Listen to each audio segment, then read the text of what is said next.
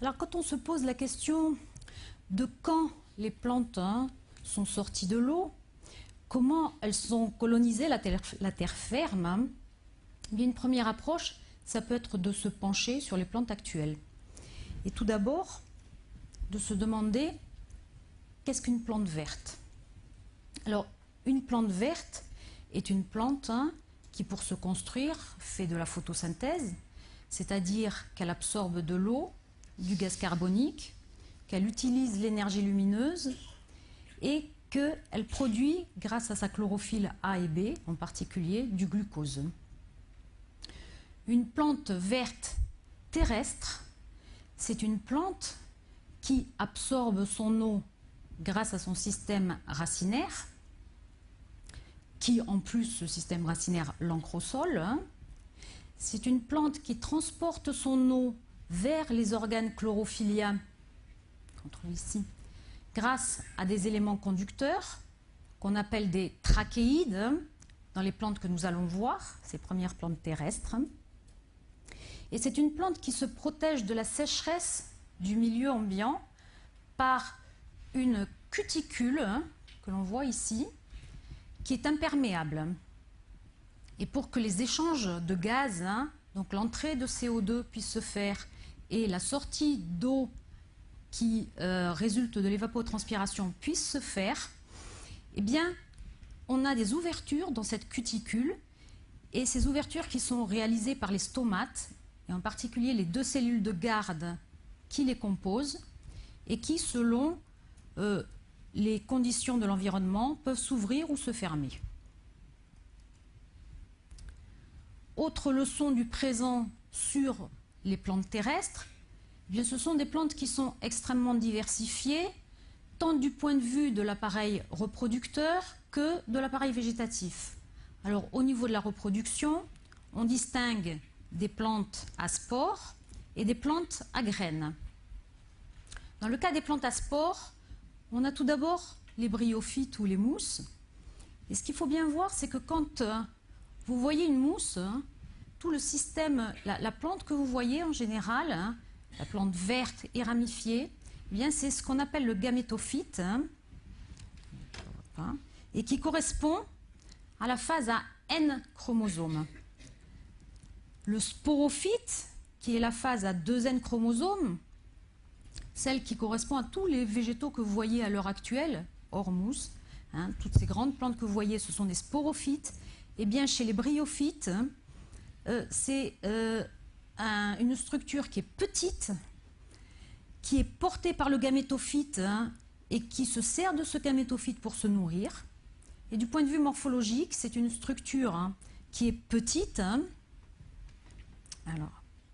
qui est constituée d'un axe nu et non ramifié, et qui porte à l'extrémité un sac rempli de spores. Ce sac s'ouvre en maturité, disperse les spores qui redonnent le gamétophyte, etc. Autre plante à spores que l'on connaît dans le monde actuel, les lycophytes, vous n'êtes peut-être pas très familiers, mais les fougères. Et chez les fougères, on a le gamétophyte et le sporophyte qui sont deux individus indépendants.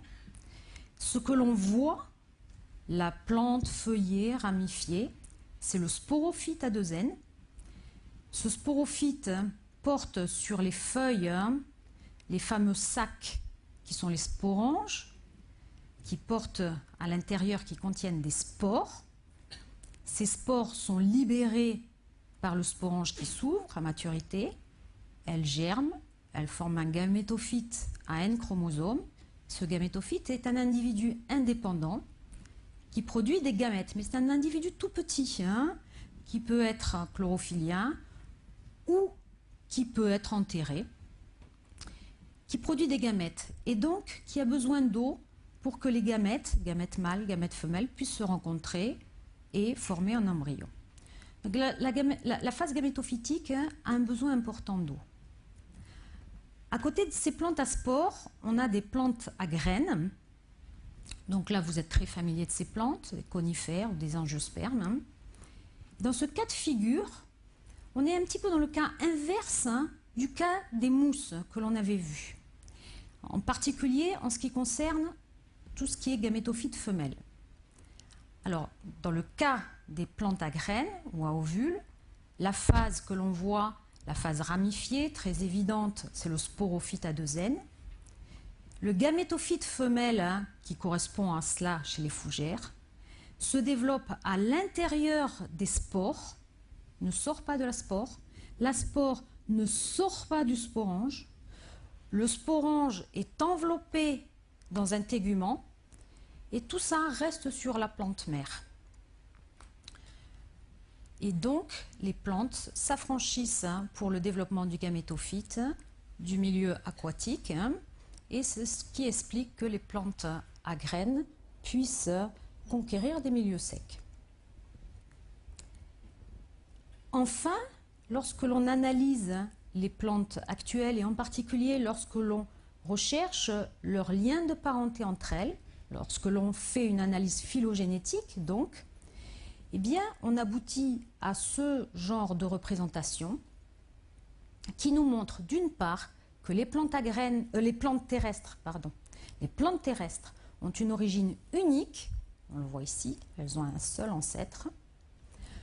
Le plus proche parent des plantes terrestres, ce sont des algues d'eau douce, les charophytes. Ces algues d'eau douce, leur phase prédominante, celle que vous voyez qui est ramifiée, est à N chromosomes. La phase à 2 N est extrêmement réduite. Elle a une seule cellule. Donc ça, c'est les plantes les plus proches. Autre information que nous apporte cette analyse phylogénétique, c'est que toutes les plantes terrestres partagent en commun un ensemble de caractères qu'on ne trouve pas ailleurs, chez d'autres types de plantes. Ces caractères, c'est l'embryon qui est multicellulaire. Vous voyez que ça diffère de ce que l'on a chez les charophytes. On a d'autre part la possession de spores avec de la sporopollénine. Sporopollénine qui est un polymère extrêmement résistant qui ne se dégrade pas du tout facilement et qui résiste très bien à la fossilisation. Et puis l'on a donc de la cuticule et ces fameux stomates qui sont les ouvertures de la cuticule. Autre leçon que nous amène cette analyse phylogénétique, eh bien, c'est que les plantes terrestres les plus basales, ce sont ces fameuses bryophytes, les mousses si vous voulez, et donc rappelez-vous qui sont caractérisées par un sporophyte, la phase à 2 N, extrêmement simple, petit axe non ramifié qui porte ce sac rempli de spores. Et voilà tout ce que peut nous apprendre en fait l'analyse des plantes actuelles. Si l'on veut savoir quand est-ce que les premières bryophytes ont conquis l'espace terrestre, comment est-ce qu'on est passé de cycle biologique avec un gamétophyte dominant à un cycle avec un sporophyte dominant, comme ce que l'on a chez les fougères ou les plantes à graines.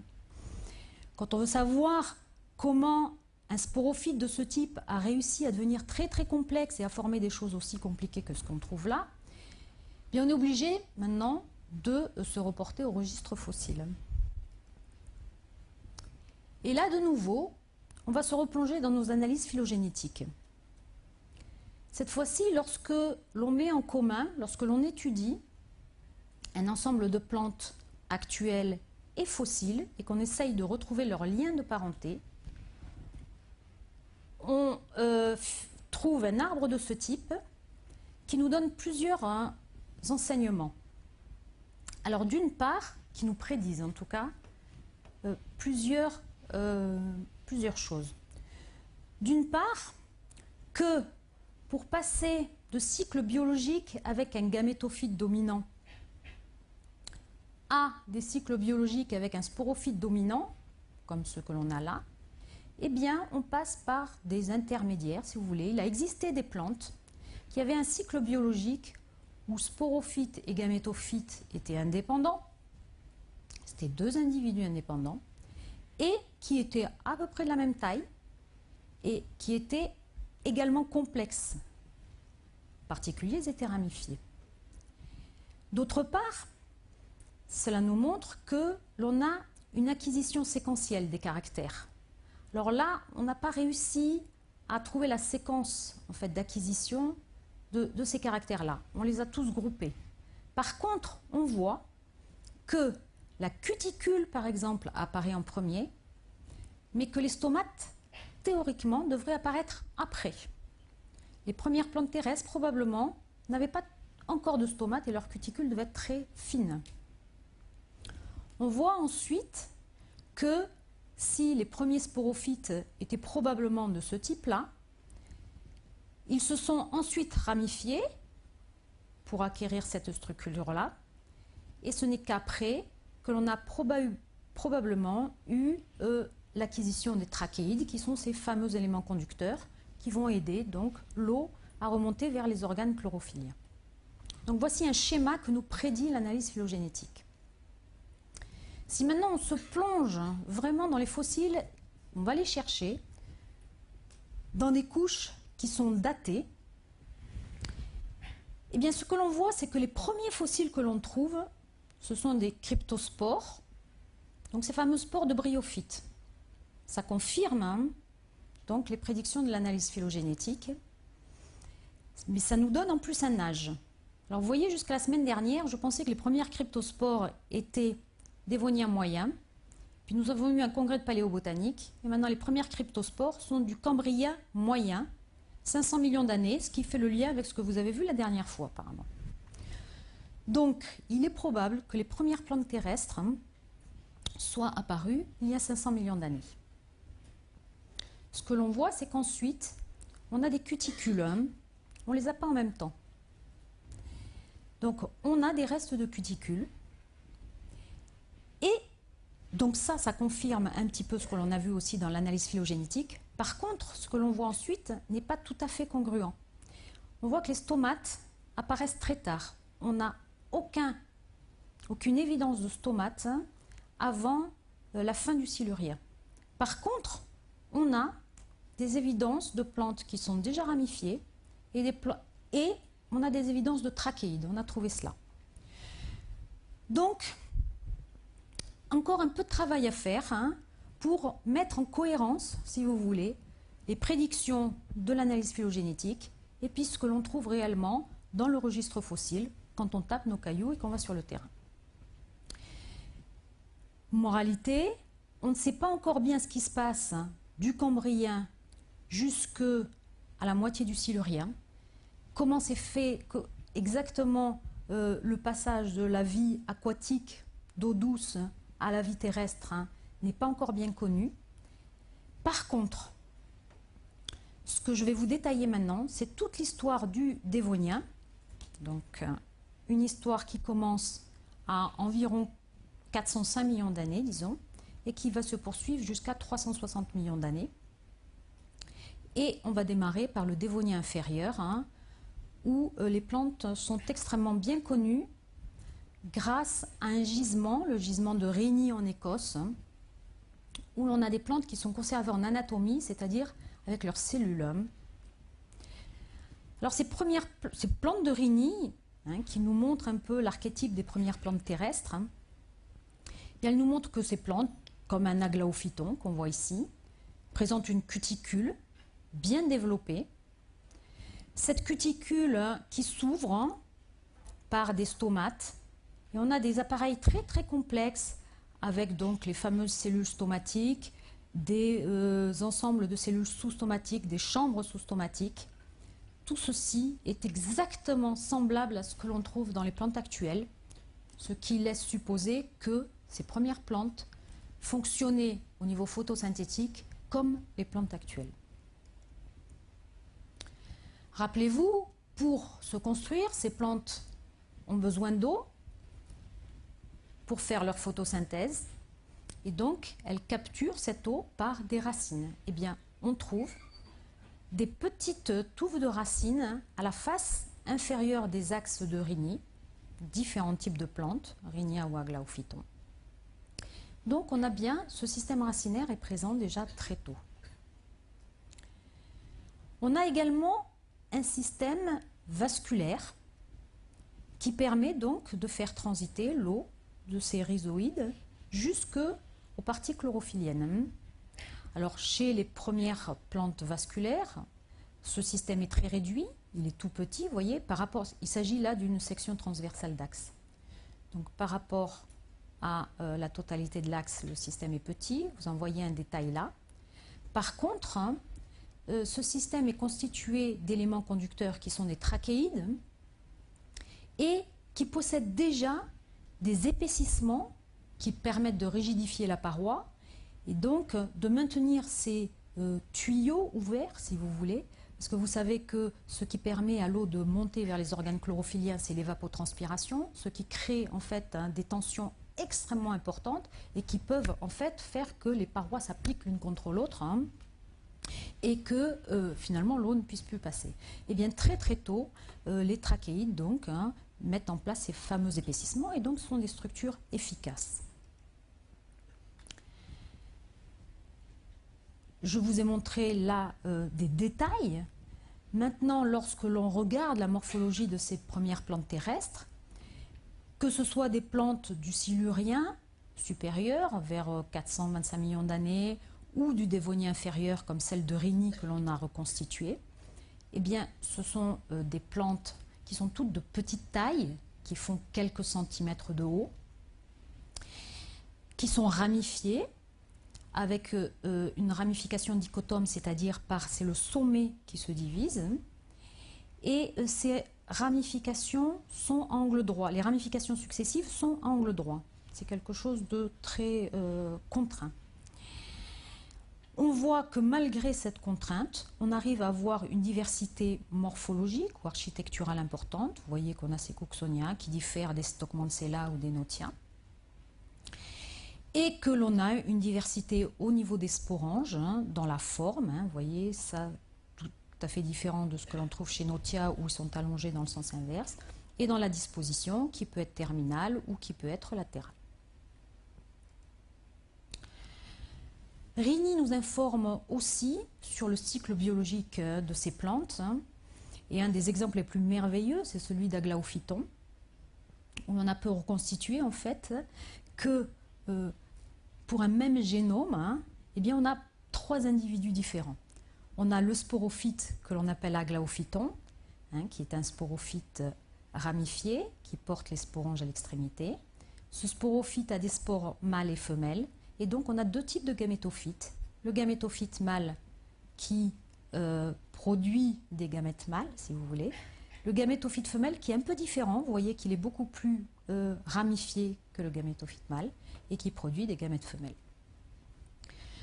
Donc, énormément de détails sur ces premières plantes terrestres à partir de la flore de Rhynie. On a aussi des détails sur les interactions avec des champignons. Vous avez vu que même si on a déjà de jolis éléments conducteurs, on a de jolies racines, c'est quand même pas bien gros tout ça. Et on pense que ces plantes, en fait, avaient quand même quelques peines pour absorber l'eau et les sels minéraux nécessaires à leur construction. Et qu'elles se faisaient aider pour cela par des champignons endomycorhiziens comme on en a à l'heure actuelle, tels que ces glomites,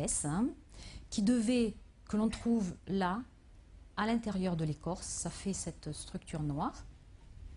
Et ces champignons devaient apporter eau et sels minéraux, enfin compléter l'apport d'eau et sels minéraux aux plantes, et en retour, recevaient donc le surplus de carbohydrates qui était synthétisé par la plante. Autre interaction importante, et qui montre que là, on avait des écosystèmes très complexes, avec recyclage de la matière organique, eh bien, c'est la découverte de ces prototaxites, qui sont des plantes qui, dès le Dévonien inférieur, pouvaient faire plus de 5 mètres de long. Vous voyez, là, on a une échelle. Ça, c'est un prototaxites qu'on a trouvé en Arabie Saoudite. Organisme absolument énorme pour l'époque,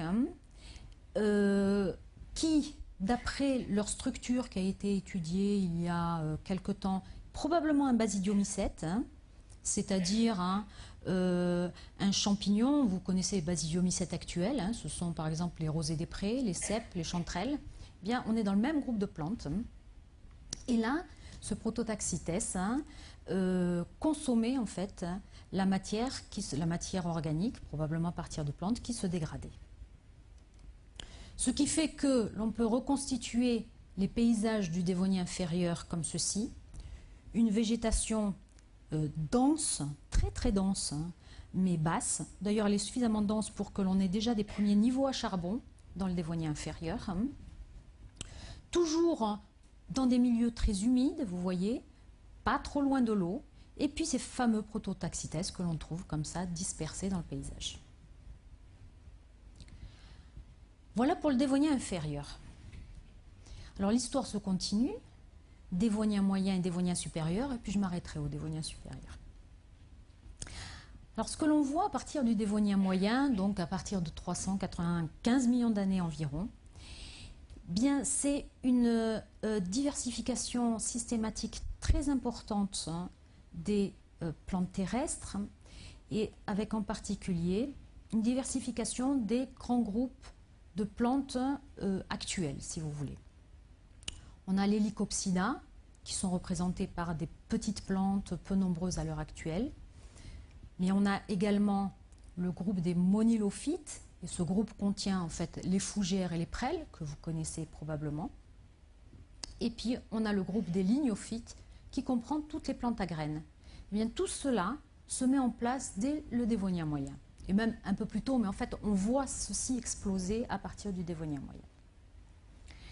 Dévonien moyen, c'est aussi une période extrêmement importante, parce que les plantes commencent à avoir une morphologie beaucoup plus moderne.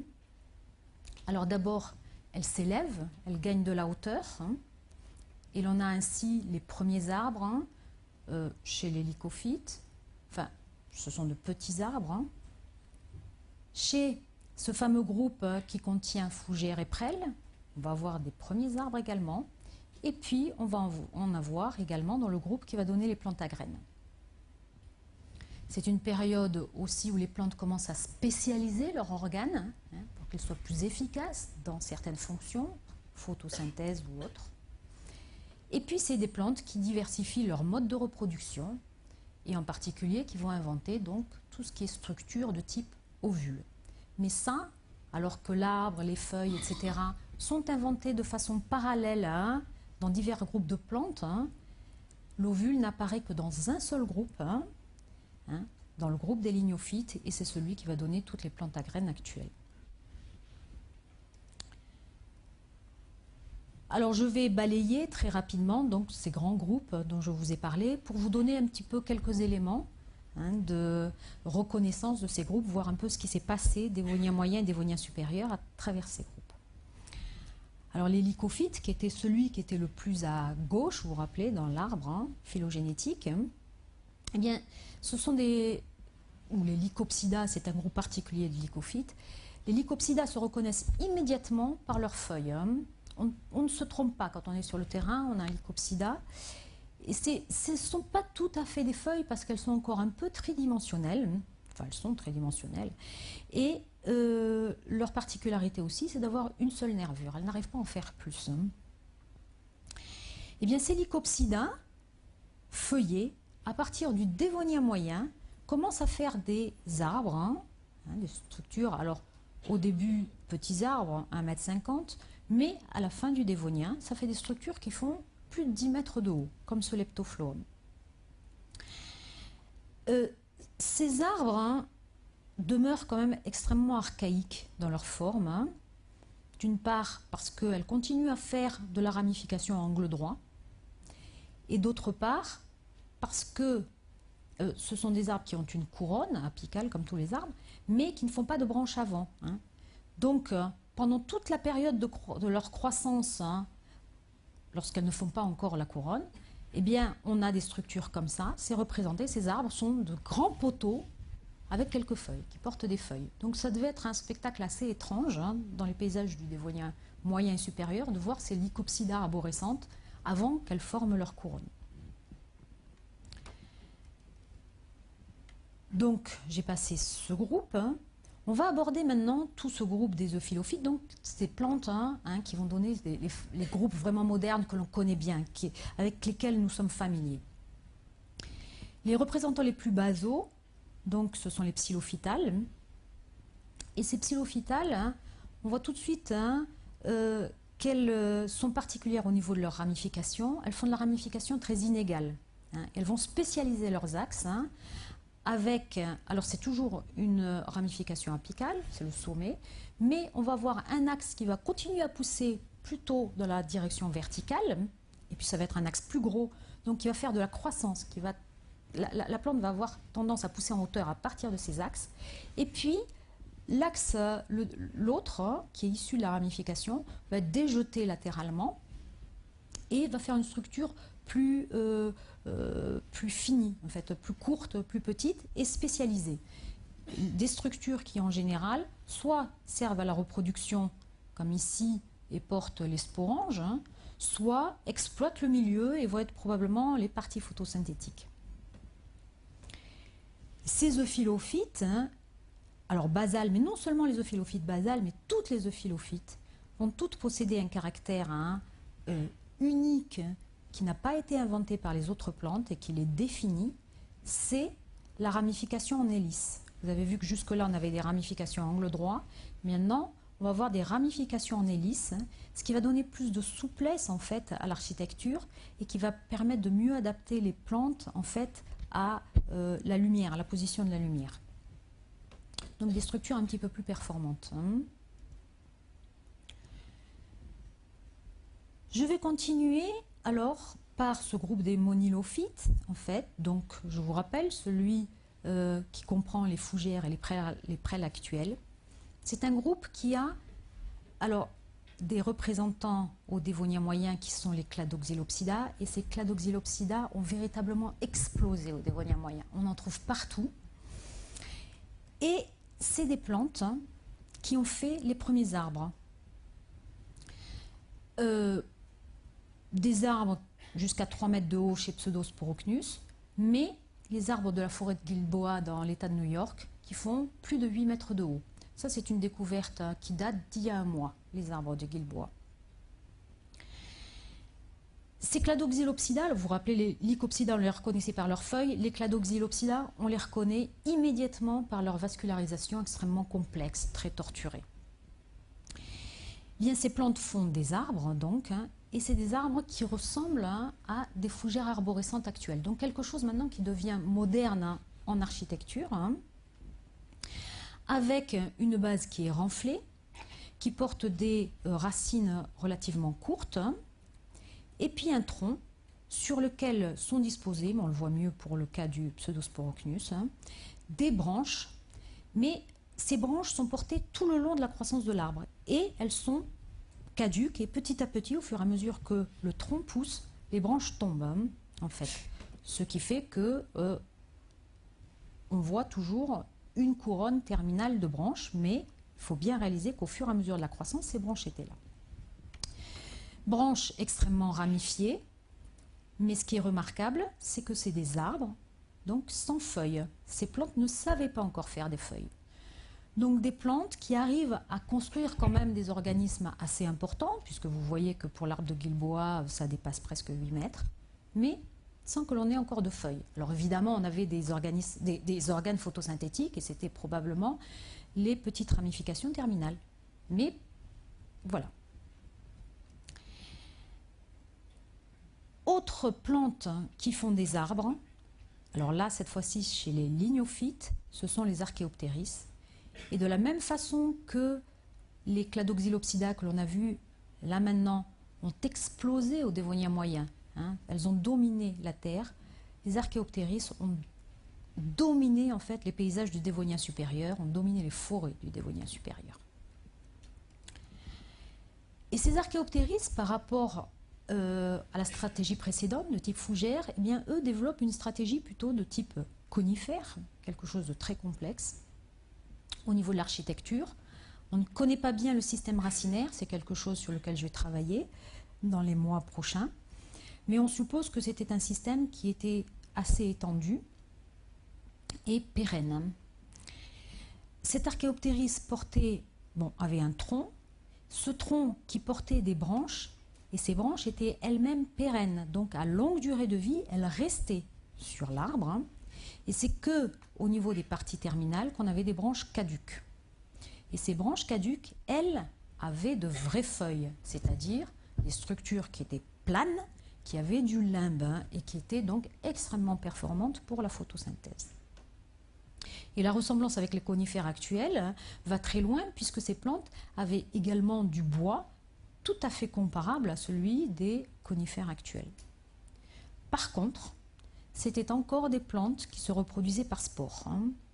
Ça, c'est le petit côté archaïque de ces Archéoptéris, qui vont disparaître au Dévonien supérieur. Donc, pour synthétiser un peu ce que l'on a vu sur ces modèles arbres, et en particulier les deux stratégies modernes de l'arborescence qu'on a vues, bien, on a le fameux arbre de Guilboa, stratégie très économique. C'est un arbre qui a un stock de racines et un stock de branches qui sont à peu près constants au cours du temps. L'arbre renouvelle constamment, en fait, ses racines et ses branches. Et le petit surplus donc, de carbohydrates qu'elle obtient sert simplement à pousser en hauteur. Donc, cette plante n'explore finalement que la dimension verticale. Pratiquement au même moment que l'arbre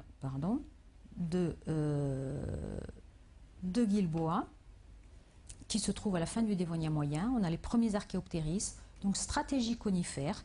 Et là, c'est une stratégie pas économique du tout, mais qui arrive à former des arbres très grands. Les Archéoptéris, on les estime pour les plus grands à 40 mètres de haut. Et là, par contre, on connaît des bases de troncs qui font plus d'1 mètre de diamètre. Et c'est des plantes qui, par contre, s'accroissent dans toutes les dimensions de l'espace. Dernière innovation et qui vont faire que les paysages du Dévonien supérieur, en tout cas la fin du Dévonien supérieur, vont ressembler à des paysages modernes. Maintenant que l'on a des plantes à feuilles, des arbres, eh bien on va voir des plantes avec des graines. Et cela, donc, comme je vous l'ai dit, ça apparaît chez les lignophytes. Et l'on a donc des graines. Ce sont les Anglais qui utilisent le mot graine. En fait, il s'agit d'ovules, puisque les organismes percés ne contiennent pas d'embryons. Mais on a les premières structures de type ovule, ce sont des proto-ovules que l'on connaît à la fin du Dévonien moyen. Vous voyez, le Dévonien moyen est une période très très importante. On connaît ces premières structures proto-ovulées, et puis les premiers vrais ovules au Dévonien supérieur.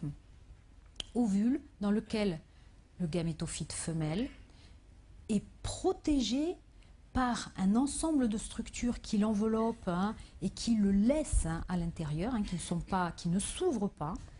Alors on a le mégasporange, on en a parlé déjà. Ce mégasporange est entouré d'un tégument et lui-même d'une cupule.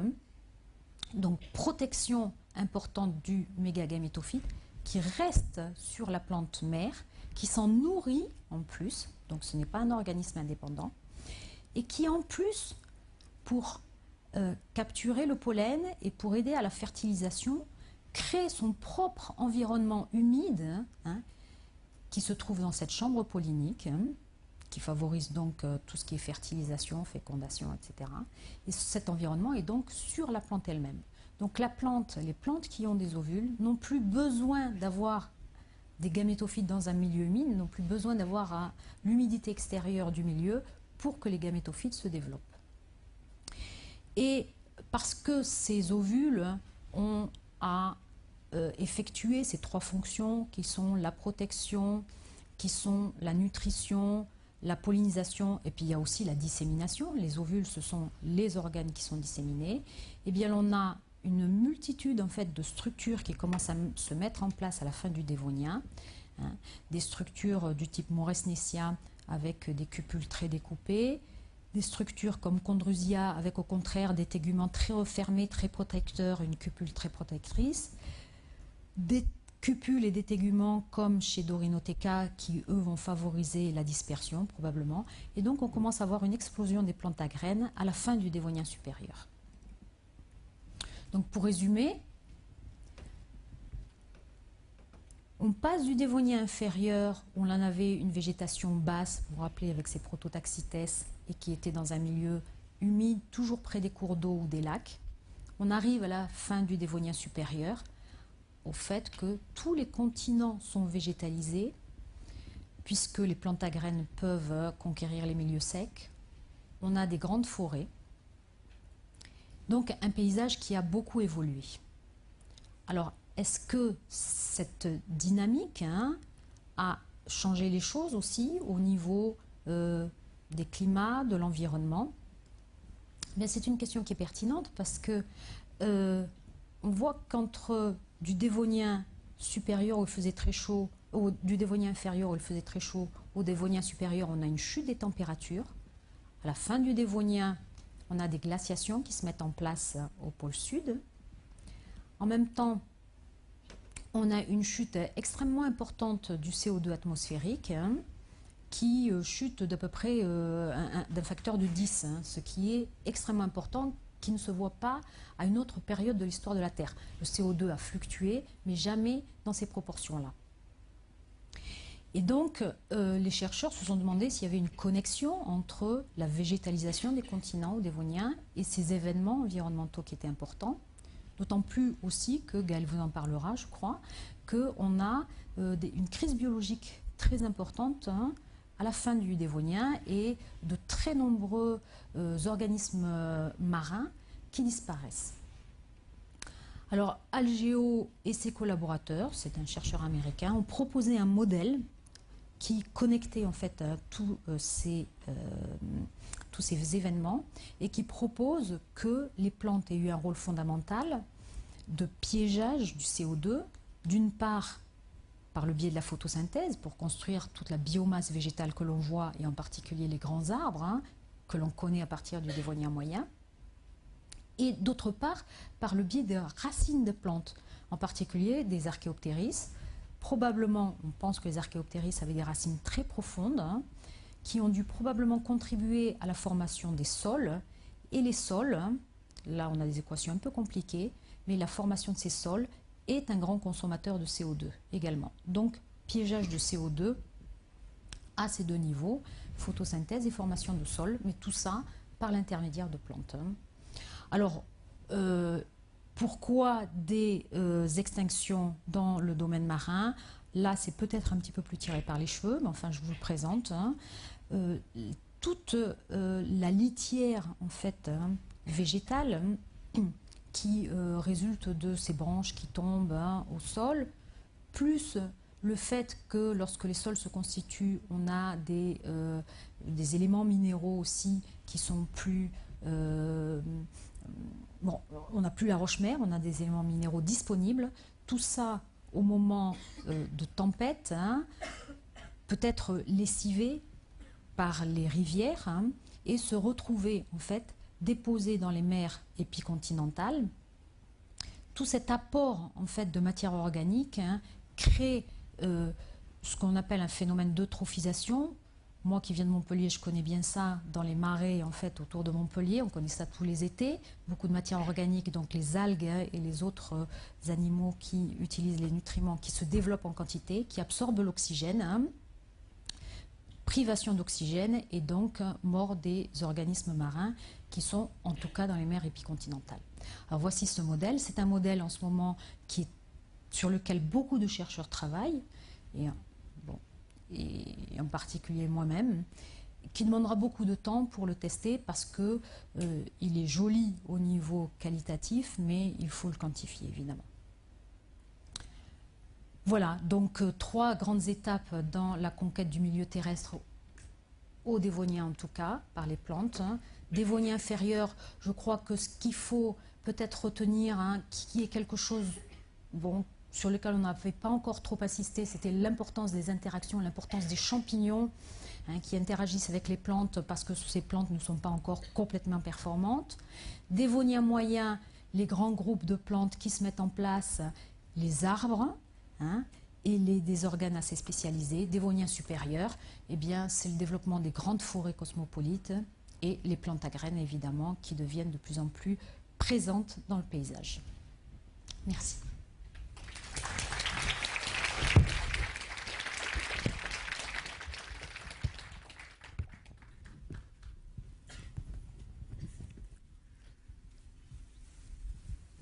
Bonjour à tous. Juste le temps d'ouvrir la présentation.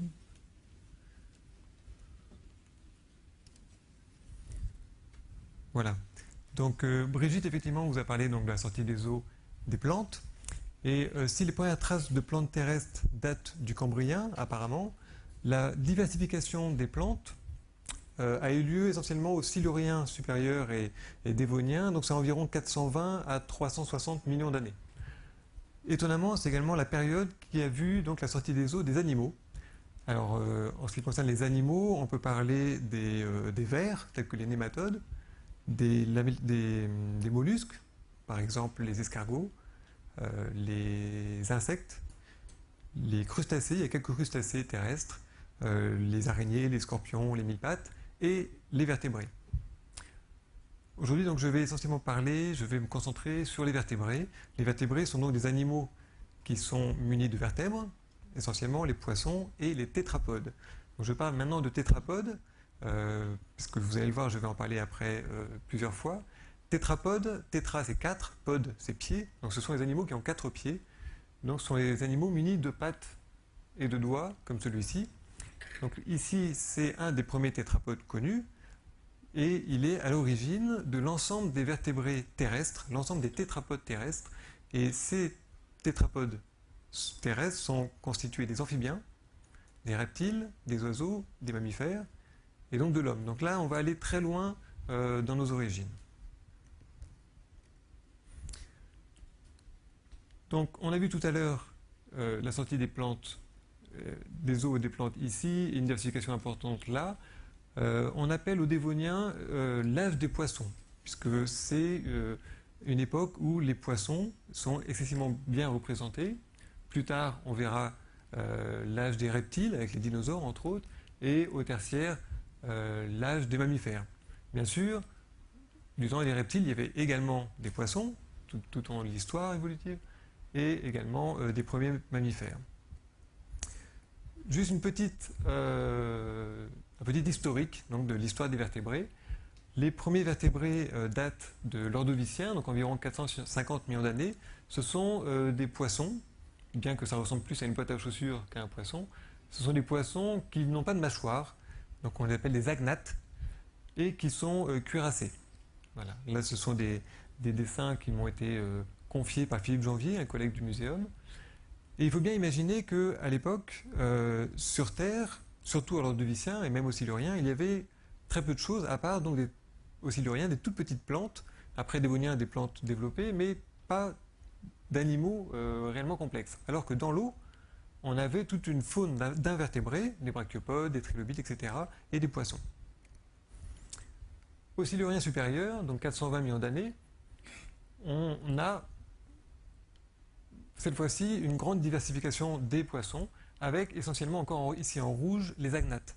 Les agnates cuirassés, donc ces poissons sans mâchoire cuirassés, avec des représentants des premiers animaux à mâchoire, avec des animaux de poissons épineux, et ici un animal qui est sans doute proche de nos poissons classiques d'aujourd'hui.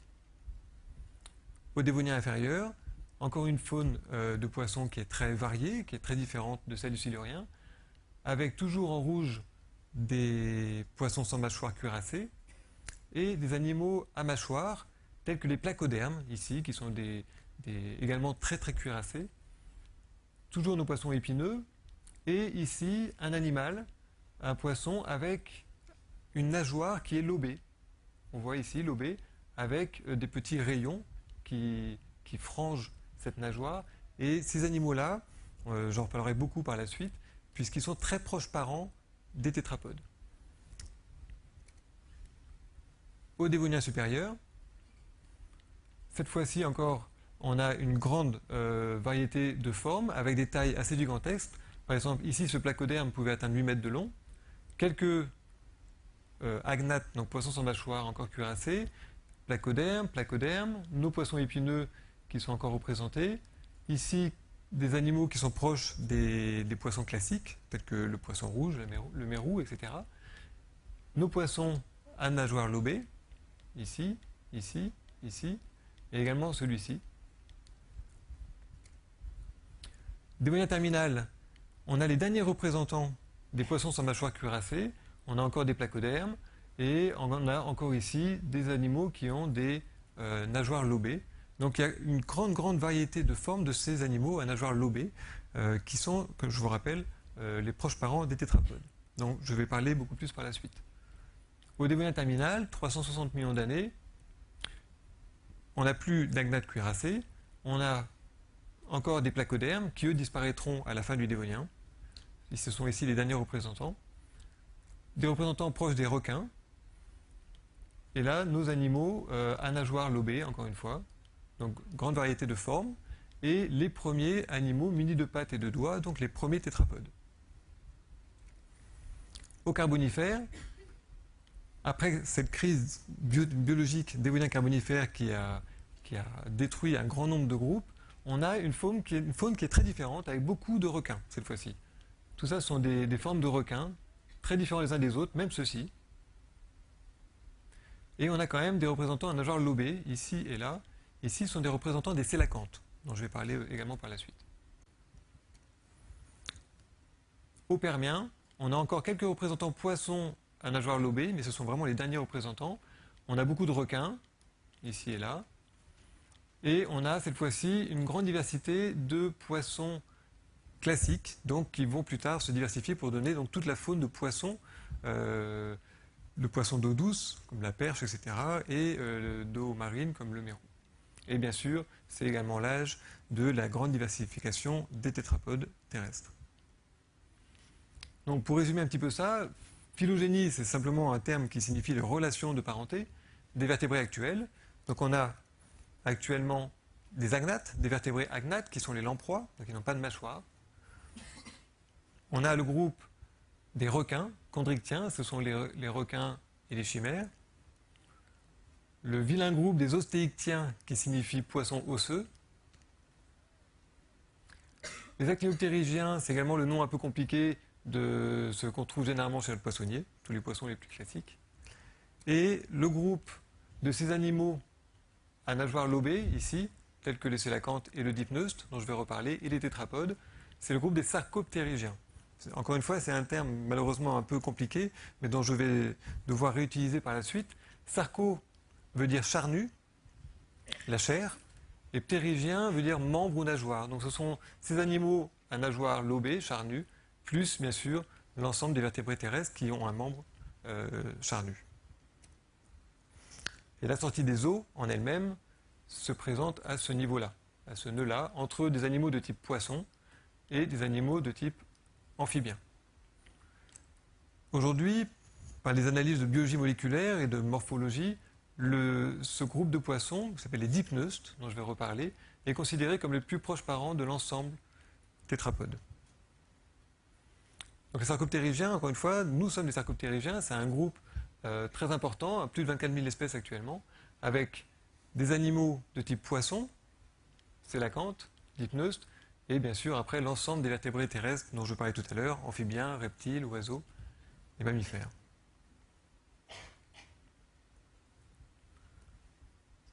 Voilà encore une fois une sorte donc, de relation de parenté qui inclut cette fois-ci quelques fossiles. Et ici on a, c'est malheureusement petit, une échelle stratigraphique avec le Cambrien, l'Ordovicien, Silurien, Dévonien. Mais vous verrez que ce qui est important à noter, c'est que l'apparition de quasiment l'ensemble de ces groupes, c'est Silurien supérieur, Dévonien. Donc pendant quelques millions d'années, il y a eu vraiment une explosion, que ce soit pour les plantes comme pour les vertébrés.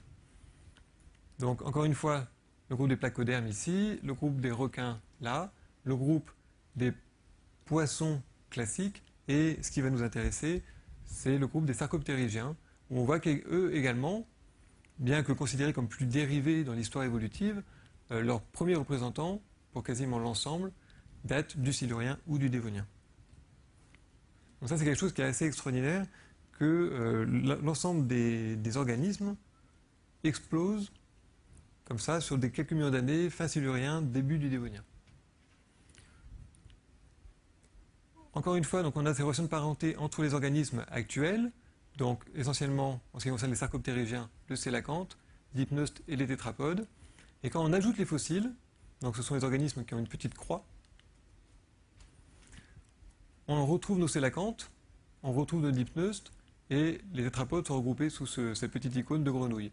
Mais on voit qu'il y a des représentants essentiellement dévoniens qui ont vécu au Dévonien, mais qui n'ont pas passé cette barrière donc, du Dévonien, et qui n'existent qu'à l'état fossile, mais qui nous permettent de comprendre un petit peu tous les sauts évolutifs qu'il a été nécessaire de faire pour passer d'un animal de type poisson à un animal de type amphibien. Bon, encore un mot compliqué, tétrapodomorphes, donc, qui ont une forme de tétrapode, ce sont bien sûr les tétrapodes, plus ce groupe d'animaux ici, dont je vais parler par la suite. Cette fois-ci, la transition poisson-tétrapode se fait sous cet animal, donc Elpistos tegalien, qui est connu à l'état fossile, avec les groupes de tétrapodes. Donc juste au niveau de l'échelle géologique, ici donc on a le précambrien, ça va dans ce sens-là, le cambrien, silurien, ordovicien, dévonien, pardon, carbonifère, permien, et après donc jurassique, crétacé et tertiaire. L'époque qui nous intéresse, c'est ici, donc le dévonien, et plus particulièrement au sein du dévonien, la sortie des os des vertébrés a eu lieu Juvétien-Phragien, donc aux environs de 370 millions d'années, et on verra que les tétrapodes se sont beaucoup diversifiés au cours du Faménien, avant donc de subir une crise importante entre le dévonien et le carbonifère qui est au-dessus. Il est important de s'intéresser aux animaux, bien sûr, actuels, qui peuvent nous donner des informations sur les structures anatomiques particulières, qui nous permettent par la suite d'interpréter les structures qu'on peut observer sur des fossiles, surtout quand on a la chance d'avoir des représentants qu'on peut considérer comme primitifs, tels que les sélacantes et les dipneustes. Donc je vais quand même introduire vous parler un petit peu de ces animaux, qui sont remarquables pour plusieurs raisons. Voilà les sélacantes. Ce sont des poissons qui peuvent atteindre 1,80 m. Ce n'est pas tout à fait visible, mais à la base des nageoires, il y a donc un lobe, et dans ces lobes, il y a des éléments osseux, des petits os, qui sont, pour les nageoires pectorales ici, et pour les nageoires pelviennes ici, les os précurseurs des os des membres des tétrapodes. Et donc ce sont les précurseurs de nos humérus radius cubitus pour notre bras, et fémur tibia péroné pour notre jambe. Alors le sélacanthe également est intéressant parce que les sélacantes étaient connus à l'état fossile depuis très longtemps par les paléontologues, même du XVIIIe siècle. Et étant donné qu'on ne retrouve aucun reste de fossiles de sélacantes de 70 millions d'années à l'actuel, on pensait que ces animaux avaient disparu en même temps que les dinosaures, au moment de la crise crétacée-tertiaire. Et ça a été une surprise quand en 1938, puis plus tard en 1952, une population donc, de sélacantes actuelle a été découverte au large des Comores. C'est un petit peu à l'époque, dans les journaux titrés, on a retrouvé notre grand-père. Donc depuis, on a pu faire des films de ces animaux. Et plus récemment, étonnamment, en Indonésie, il y a une population nouvelle qui a été observée. Donc Indonésie, Comores, c'est quand même éloigné, c'est quand même très très éloigné. Et donc c'est quand même étonnant de retrouver des populations comme ça, très certainement identiques. C'est sans doute, si ce n'est pas la même espèce, c'est en tout cas des espèces très proches. Et c'est également une bonne nouvelle pour la biodiversité, bien qu'on parle effectivement de la biodiversité est en danger, ce qui est vrai. Le fait de pouvoir trouver des animaux comme ça qui vivent à 300-400 mètres de profondeur, qui font 1,80 m dans les 10 dernières années, ça nous donne de l'espoir pour trouver d'autres formes, sans doute plus petites, dans les fonds marins. Rapidement, les sélacantes, on parle souvent des sélacantes comme un fossile vivant parce qu'on suppose qu'il n'a pas évolué tout au long de son histoire, alors que pourtant les sélacantes, d'abord, ont une histoire évolutive qui est très très longue. Voilà, c'est environ 350 millions d'années jusqu'à l'actuel, et surtout, comme on le voit, avec des formes et des tailles très différentes. Donc le représentant actuel, effectivement, il est comme il est, mais il est également différent des représentants passés. Comme on le voit ici, il n'y a pas de fossile connu dans toute la période des derniers 70 millions d'années. Donc voilà quelques représentants. Là, c'est un sélacanthe qui pouvait faire 4-5 mètres de long. Ici, une forme assez extraordinaire. Et là, donc une forme fossile et le Latimeria actuel. Je vous parle beaucoup du sélacanthe parce que, encore une fois, c'est important de bien comprendre cet animal pour essayer de comprendre comment pouvaient être, à quoi ressemblaient les animaux du Dévonien. les poissons sarcoptérygiens du Dévonien, qui ont donné les tétrapodes. Donc on a fait passer un scan à un sélacanthe des collections du Muséum d'histoire naturelle de Paris, parce que dans les années 78, il a été mis en avant que le sélacanthe avait un poumon régressé, un petit poumon, ce qui est quand même assez extraordinaire pour un poisson vivant à 300-400 mètres de profondeur. Et donc le fait de pouvoir modéliser virtuellement les sélacanthes de nos collections sans avoir à pêcher des nouveaux, parce que c'est excessivement rare, sans avoir à disséquer ces animaux, on peut comme ça modéliser l'œsophage, l'estomac, l'intestin, et on voit ici ce petit diverticule issu de la face ventrale de l'œsophage et qui semble bien être effectivement un poumon, un reste de poumon qui, dans l'histoire passée des sélacanthes, était fonctionnel. Donc ça, c'est également important de se rendre compte qu'il y a des caractères qu'on pensait dérivés. Les poumons, pour nous, c'est forcément pour les animaux qui vivent sur Terre, qui respirent l'oxygène atmosphérique. Le poumon est considéré comme un organe primitif. Je vais également m'intéresser aux dipneustes, parce que ce sont également des représentants actuels. Les dipneustes ont une longue histoire évolutive, comme les sélacanthes, avec des centaines de genres fossiles. Il n'y a plus aujourd'hui que 3 genres fossiles, le Protoptérus en Afrique, le Neoceratodus en Australie et le Lépidosirène en Amérique du Sud. Alors, on le voit, ça ressemble à des poissons. On voit très bien ici la nageoire pédonculée. Mais, chose extraordinaire, ça s'appelle dipneustes. Ça veut dire 2 respirations, parce qu'ils ont des branchies pour respirer l'oxygène dissous dans l'eau, mais ils ont également des poumons, et des poumons qui sont fonctionnels. Ce qui permet à ces animaux qui vivent dans des marigots, dans des marécages, de pouvoir venir à la surface, comme ici, quand l'oxygène dissous dans l'eau n'est pas suffisant, pour pouvoir prendre des goulées d'oxygène atmosphérique et pouvoir comme ça respirer grâce à leurs poumons. Pour certains spécimens, tels que ici le Protoptérus, quand le marigot s'assèche complètement, pendant la période sèche, il peut même se créer un cocon d'estivation et rester 6 mois en utilisant donc leurs poumons comme moyen de respiration, en attendant donc que la pluie revienne. Encore une fois, les dipneustes, les voici représentés, un groupe très diversifié, quelques représentants ici, mais il y a plusieurs centaines de genres connus, avec des formes très différentes, avec donc les 3 genres actuels. Donc encore une fois, on ne peut pas considérer ça comme un fossile vivant, tel qu'on l'imagine. Maintenant, je m'intéresse plus particulièrement donc, au groupe des tétrapodomorphes. On va se rapprocher des tétrapodes. Donc, leur caractère vraiment caractéristique, leur caractère dérivé qui les caractérise, c'est le fait d'avoir une seule paire de narines externes et des coanes. Des coanes, je vais en reparler également par la suite. Des coanes, ce sont les trous qui sont à l'arrière de notre gorge, qui nous permettent donc de respirer par le nez, la bouche fermée. Voici donc les relations de parenté des tétrapodomorphes avec les fossiles. Encore une fois, peu importe les représentants, on voit que quasiment tous sont apparus au Dévonien ou au Dévonien inférieur.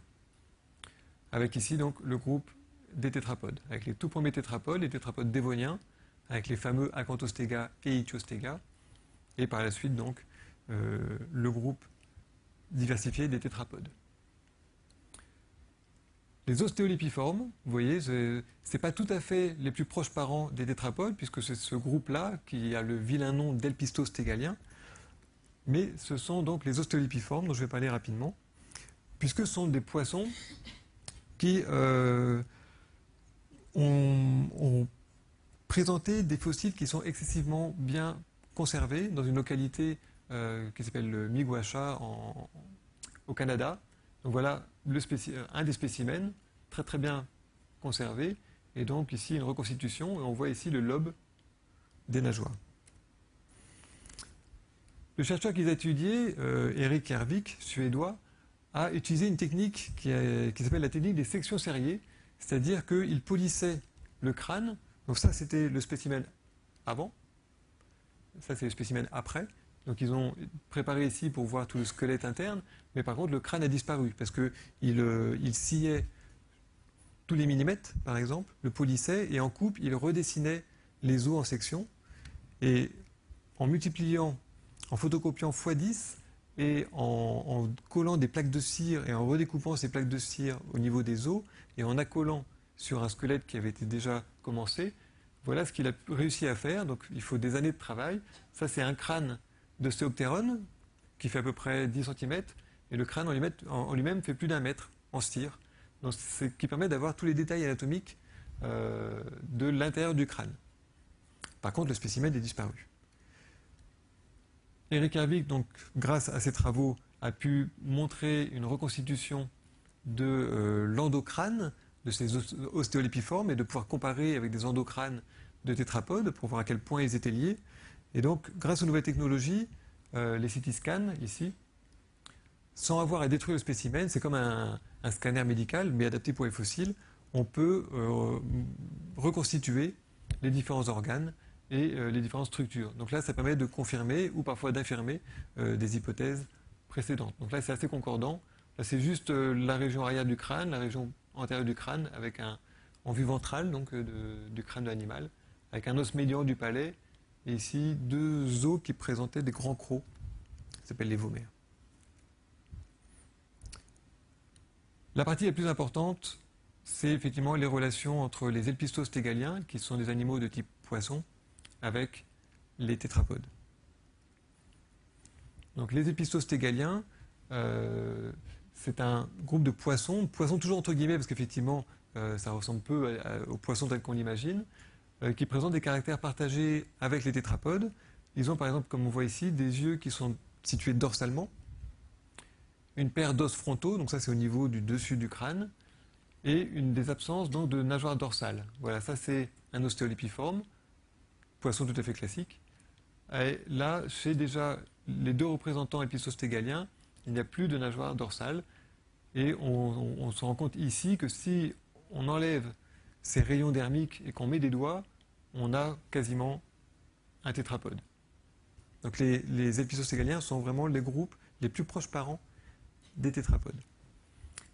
Là, c'est une reconstitution hypothétique de la disposition des continents au Dévonien supérieur, avec 2 grands continents, ce qu'on appelle l'Euramérique, avec l'Amérique du Nord, l'Europe et une partie donc de la Russie. Et ici le Gondwana, avec l'Amérique du Sud, l'Afrique, l'Arabie, l'Inde, l'Antarctique et l'Australie. C'est juste pour vous signaler un petit peu quels sont les spécimens fossiles connus. Au niveau des elpistostégaliens, il n'y a que 3 genres fossiles connus. Panderictis dans les pays baltes, Elpistostège au Canada et Tiktaalik. Tiktaalik, donc c'est dans le Canada arctique. Et ça, c'est une découverte importante qui a eu lieu donc l'année dernière, qui a fait donc la couverture de Nature. Vous voyez, c'est un spécimen qui est excessivement bien conservé. On a le crâne ici, on a le poste crânien, et ça nous donne énormément d'informations sur ces animaux étranges qui sont les plus proches parents, encore une fois, des tétrapodes. Il y a même une vue d'artiste qui le représente comme notre mère à tous. Alors pourquoi cet animal, Tiktaalik, dont on a beaucoup parlé dans les médias donc l'année dernière, est considéré comme proche parent des tétrapodes? Ici, on voit donc un ostéolépiforme, donc le genre Eusthéoptérone, avec son crâne ici, un autre elpisostégalien, Tiktaalik qui est un elpisostégalien, et ensuite Acanthostega et Ichthyostega qui sont donc des tétrapodes. Au niveau du crâne, en vue dorsale, on voit que le crâne est de plus en plus court et que c'est la région postérieure du crâne qui se raccourcit. Les os, là, les os en vert, on voit qu'ils sont plus courts. Et ça va dans le sens des tétrapodes. Et plus remarquable, les os ici qui sont en bleu, ce sont des os qui font le lien entre la ceinture scapulaire, donc là où se rattache la nageoire pectorale, et le crâne. C'est-à-dire que ces animaux-là n'avaient pas de cou. Le crâne était complètement immobile, alors que Tiktaalik n'a plus ses os. Donc c'est la première fois qu'un animal donc, a un cou et se rapproche en cela donc, des tétrapodes. Donc, intéressons-nous donc aux tétrapodes dévoniens. Encore une fois, une représentation d'un ostéolépiforme, d'un elpisostégalien et d'un tétrapode. Bien sûr, ce qui caractérise un tétrapode, c'est le fait d'avoir donc des doigts. Également un pelvis qui est très fort, qui est soudé pour former un sacrum et qui est en connexion avec la colonne vertébrale. et également des caractères qui sont uniques sur la mâchoire inférieure, des caractères très différents de ceux de ces animaux. Donc, quels sont les tétrapodes connus? Là, je vais vous passer en revue les tétrapodes dévoniens connus dans l'ensemble du monde. Il y a, peu importe les noms de genre, mais il y a une mandibule et un bout de mandibule, donc ce sont des mâchoires inférieures, et un élément de la ceinture scapulaire en Pennsylvanie, quelques éléments dans cette mâchoire en Écosse, Acanthostega et Ichthyostega qui sont les deux plus connus, très emblématiques tétrapodes dévoniens, parce qu'ils sont connus d'abord depuis longtemps, ce sont les premiers tétrapodes à avoir été découverts, et ensuite parce qu'ils sont complets, on a le crâne et l'ensemble du poste crânien, donc les pattes, la colonne vertébrale et autres. On a également quelques éléments de mâchoire et de crâne dans les pays baltes. En Russie, on a également deux genres, avec le genre Tularpeton, qui lui, étonnamment, est retrouvé dans un environnement franchement marin. On verra que l'environnement des tétrapodes a été assez diversifié. Un bout de mandibule en Chine, une mandibule en Australie et une mandibule en Belgique. Voilà, donc ça c'est l'ensemble des spécimens connus de tétrapodes dévoniens. Donc c'est très peu de matériel, très peu de choses. Par contre, ce qui est intéressant, c'est que d'abord, il y a une diversité de formes importante. Il y a des mandibules qui présentent des grandes dents, d'autres deux séries de dents, d'autres toute une petite série, de nombreuses séries de petites dents. Donc une diversité importante avec des tailles importantes, une variabilité de taille importante, avec des tétrapodes plutôt petits. Et certains, cette mâchoire par exemple, devait faire 1 mètre de long. Et également une répartition assez globale, très centrée sur l'Euramérie, mais avec, semble-t-il, des représentants au Gondwana et dans les blocs chinois. Donc une diversité relativement mondiale.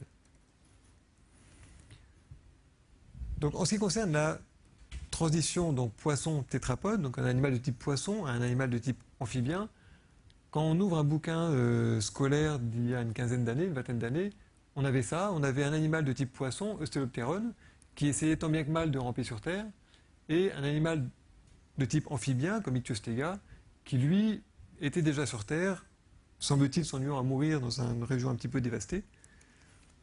Et les nouvelles découvertes, il y a eu beaucoup de découvertes récentes. Les Ichthyostega et Acanthostega ont été trouvés dans les années 30-40. Par contre, les 10 autres genres ont été trouvés dans les 15 dernières années. Donc maintenant, grâce aux nouveaux fossiles, aux études qui ont été faites sur les fossiles déjà connus, au niveau par exemple de l'articulation des os des nageoires et des membres pour les tétrapodes, on a maintenant une meilleure idée de leur écologie, de comment ils vivaient. Donc maintenant on sait que Eustéloptéron était un animal, un vrai poisson qui était absolument inféodé au milieu aquatique, donc il ne pouvait pas du tout aller sur Terre.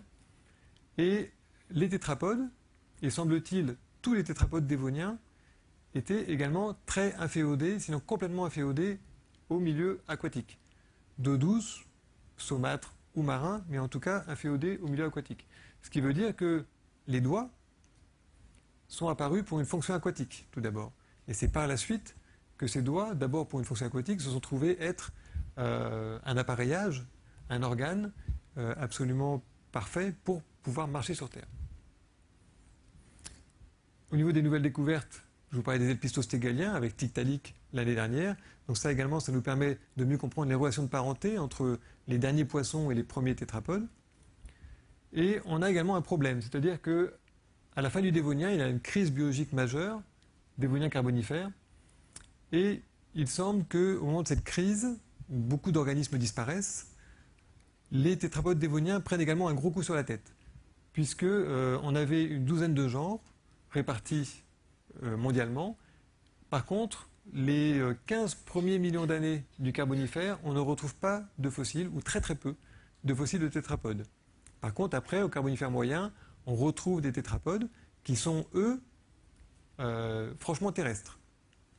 Un des spécimens assez récemment découverts et qui comble un peu ce gap de Romer, cet intervalle de Romer dans lequel on n'a pas de fossiles de tétrapodes, c'est un animal qui est considéré comme terrestre, s'appelant Péderpès et trouvé en Écosse. Donc ce qui est étonnant, c'est qu'ici, on a des animaux inféodés au milieu aquatique, 20 millions d'années sans quasiment rien, 15 millions d'années, 20 millions d'années sans reste fossile, et après une diversification importante de tétrapodes franchement terrestres. Donc la vraie sortie des eaux a eu lieu donc au début du Carbonifère. Et là, je n'ai aucune information à vous donner. C'était pourtant le but de cette communication. Et donc, ce qui est intéressant, c'est de s'intéresser aux tétrapodes dévoniens, comprendre leur environnement et essayer de comprendre comment ils ont pu acquérir donc, toutes les fonctions, tous les organes qui par la suite ont pu leur permettre de faire cette sortie des eaux au cours du Carbonifère. Donc, on travaille beaucoup sur l'environnement des tétrapodes dévoniens pour essayer de comprendre donc, quelles sont les pressions de sélection qui ont pu être à l'origine donc, de l'apparition des doigts, par exemple. Et d'autres chercheurs travaillent beaucoup également sur le Carbonifère inférieur pour essayer de trouver donc, des fossiles. Les localités à tétrapodes dévoniens de Belgique, par exemple, ici, c'est juste pour montrer quelques localités où on trouve des tétrapodes dévoniens. Ça peut être des toutes petites localités comme ça. Ça peut être des localités plus importantes, comme celle-ci en bord de route en Pennsylvanie. Et ça peut être également les immenses affleurements dévoniens du Groenland. Quoi qu'il en soit, en dehors de Tulapétone, dont j'ai parlé tout à l'heure, qui a été retrouvé dans un environnement marin, les autres tétrapodes sont retrouvés dans des environnements de plaine alluviale, comme celle-ci.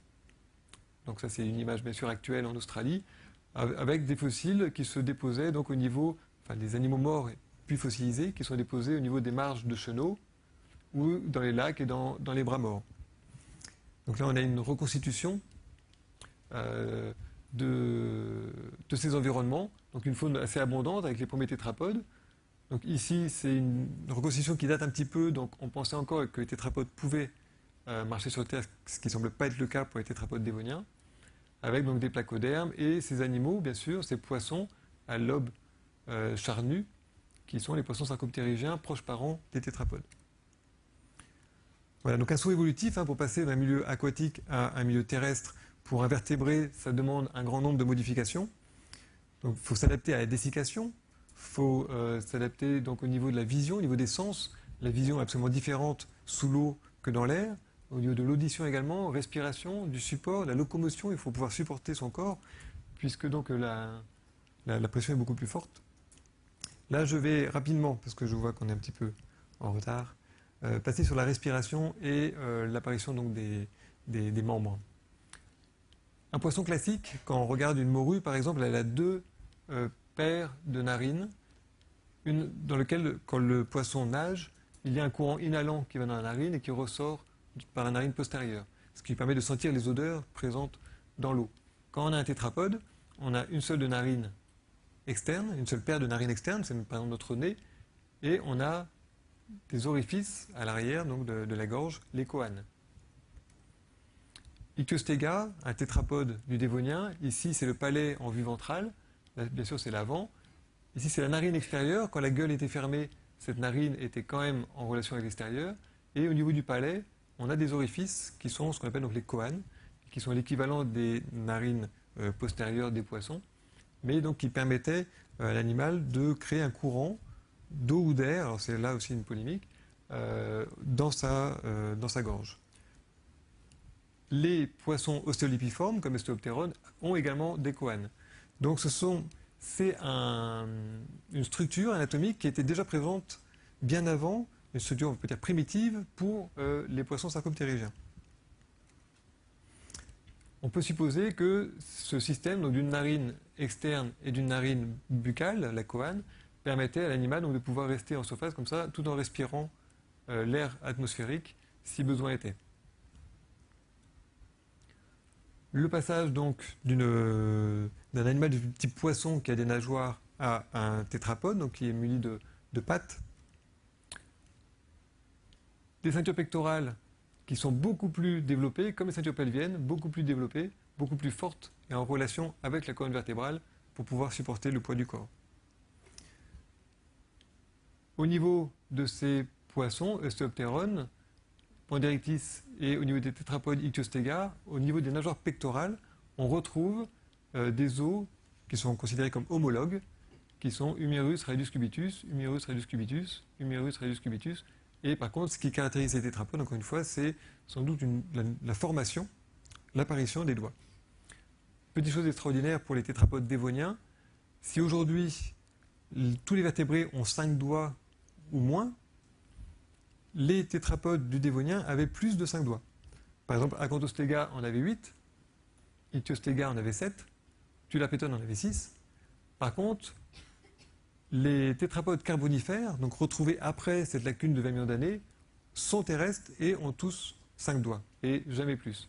Donc on peut supposer que 5, c'est un petit peu les bricolages de l'évolution, 5 s'est trouvé être le nombre, le nombre parfait pour supporter donc le poids du corps, avoir une assise suffisante, et également avoir une articulation avec la cheville et avec le poignet qui soit suffisamment agile.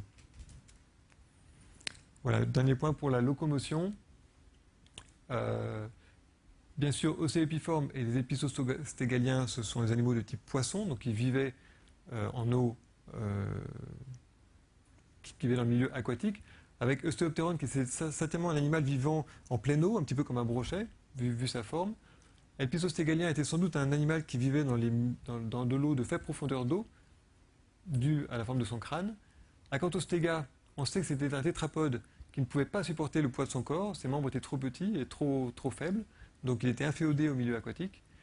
Par contre, Ichthyostega, semble-t-il, pouvait peut-être se déplacer sur Terre comme le ferait un phoque aujourd'hui, c'est-à-dire que ses membres antérieurs et postérieurs ne pouvaient pas être amenés vers l'avant. Donc les membres postérieurs ici sont une sorte de palette, un petit peu vers l'arrière. Donc on suppose qu'il pouvait un petit peu comme une chenille arpenteuse, comme un phoque, se déplacer sur Terre, mais de toute façon inféodé au milieu aquatique. Donc pour résumer, il y a une chose qui est importante, je pense, c'est que la sortie des eaux d'un animal de type poisson à un animal de type amphibien ne s'est pas fait brutalement, comme ça, en quelques mutations, en quelques centaines de milliers d'années, mais ça s'est fait progressivement, avec et grâce à des structures anatomiques qui, pour nous semblent tout à fait caractéristiques d'une vie terrestre, mais qui étaient présentes déjà chez des animaux inféodés au milieu aquatique. Comme par exemple, on l'a vu tout à l'heure, des poumons, parce qu'on les connaît chez les sélacantes, on connaît chez les dipneustes. On suppose que les animaux du dévonien, poissons sarcoptérygiens, avaient également des poumons, comme également la perte de narines externes et surtout la présence de choane donc, dans la gorge, dans la gueule, et bien sûr donc, des os précurseurs dans les nageoires, des os présents dans les membres des tétrapodes. Merci.